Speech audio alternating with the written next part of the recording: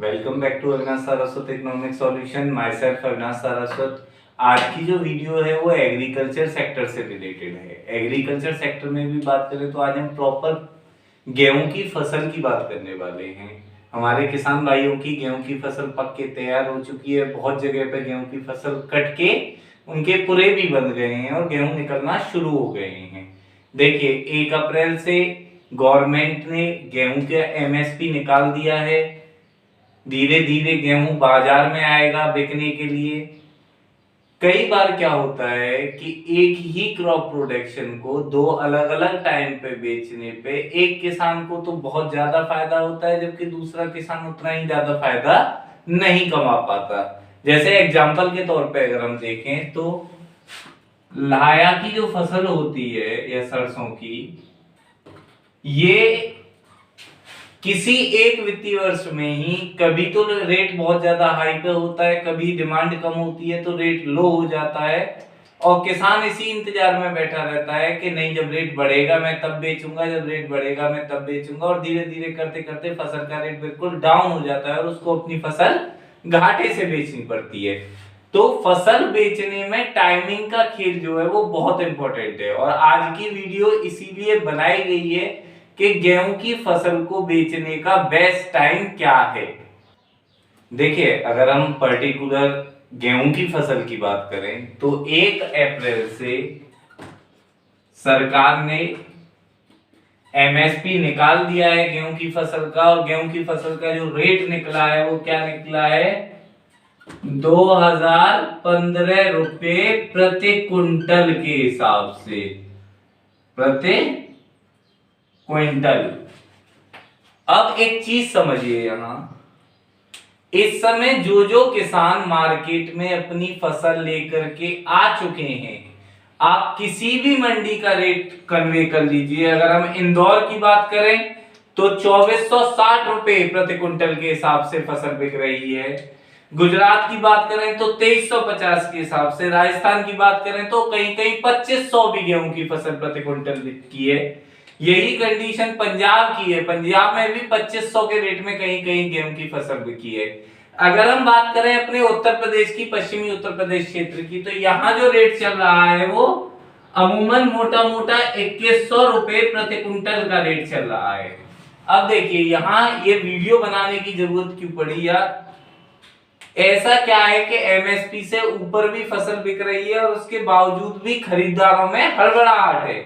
देखिए, खुले बाजार हैं तो जो निजी व्यापारिक संस्थान है या संगठन है उनको अभी बाजार में आने की अनुमति नहीं है, लेकिन उसके बावजूद भी वो बाहर से बाहर फसल खरीद रहे हैं। किसान को उसकी लागत का अच्छा मूल्य मिल रहा है, तो कोई तो कारण होगा कि इस बार गेहूं पर जद्दोजहद थोड़ी सी ज्यादा है। तो एक बार उन कारणों को देखें कि इस बार गेहूं क्यों इतना डिमांड में। देखिए, हमें पता है रशिया और यूक्रेन के वॉर की वजह से पूरे यूरोप की स्थिति जो है वो इस समय संकट में है। पूरे यूरोप में अस्थिरता की स्थिति है।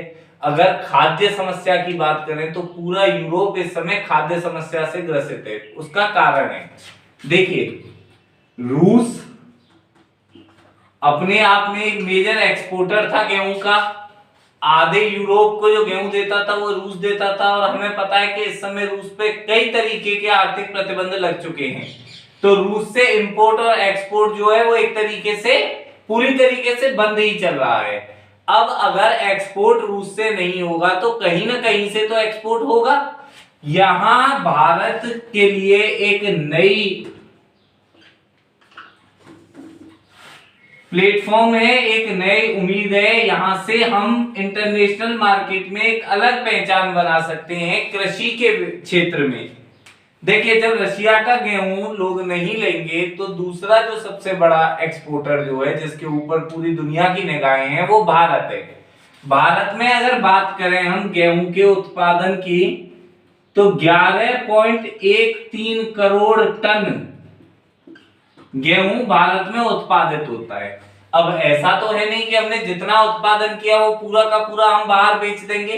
भाई, हमारी खुद की भी जनसंख्या है, बहुत बड़ी जनसंख्या है भारत की, उसको भी खाद्यान्न प्रोवाइड करवाना होता है, खाद्य सामग्री की उपलब्धता पूरी करवानी होती है। तो जब अपने यहाँ खाद्य सामग्री की पूर्ति करवा लेते हैं हम, उसके बाद अगर लास्ट ईयर की बात करें हम, तो हमने 4.33 करोड़ टन गेहूं बेचा था, एक्सपोर्ट किया था।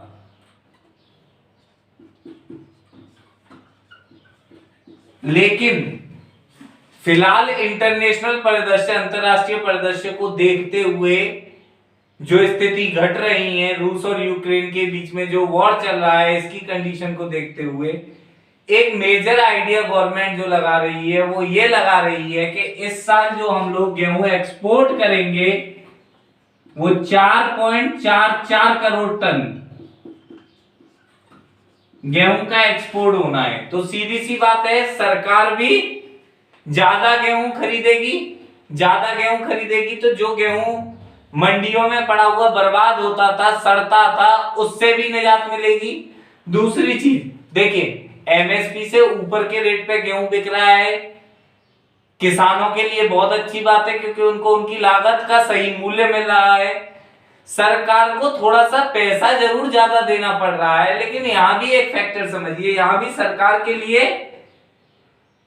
एक बहुत बड़ा फायदा है, और वो फायदा क्या है कि जो खाद्य सब्सिडी जो गवर्नमेंट जो देती थी उससे सरकार को राहत मिलने की उम्मीद है। खाद्य सब्सिडी जो थी वहां सरकार थोड़ा बहुत बचत कर सकती है। तो कुल मिलाकर के अगर देखें तो एक नवीन परिदृश्य है भारत के लिए, अंतरराष्ट्रीय स्तर पर उठने के लिए कई नए अवसर हैं। अगर हम अच्छी तरीके से अपने एग्रीकल्चर प्रोडक्ट्स का एक्सपोर्ट करते हैं तो यकीनन हम अंतरराष्ट्रीय स्तर पर एक नए प्रतिभाशाली और एक नई पावर के रूप में जन्म ले सकते हैं, जिसका के आने वाले टाइम में कोई भी कॉम्पिटिटर नहीं होगा। तो सभी, और रही बात किसान भाइयों की, तो उन सब से यही अनुरोध है कि ये बेस्ट टाइम है आपके गेहूं को बेचने का। इस इंतजार में न रहें कि जैसे गेहूं का रेट अभी बढ़ रहा है वैसे भी धीरे धीरे और बढ़ेगा और बढ़ेगा और बढ़ेगा। ये पीक टाइम है गेहूं के रेट का, इस पर गेहूं को हमें बेचना है और मार्केट से मैक्सिमम लाभ कमाना है। Thank you.